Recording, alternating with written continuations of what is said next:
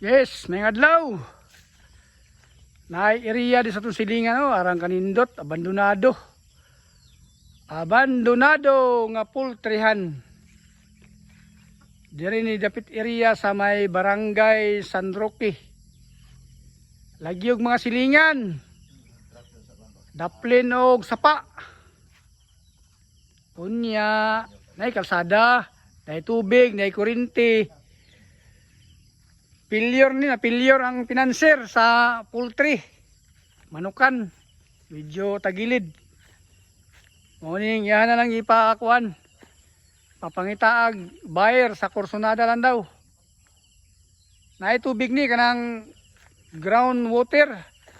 Andar-andar ang makina. Andar siya, puno ning reservoir. 24 hours, puno na itong dako nga reservoir. Katong saluyo, katong dako nga reservoir saluyo. Okay, PM lang ha sa Corsonada. Kay ibaligya sa tagiya. Di na siya ganahan kay napiki siya, medyo natagilid. Unya nindot ra ba kay nga pagka-poultry oh. Kay layo yung silingan, lagyo kay way mga balay. Way mga balay layo kayo.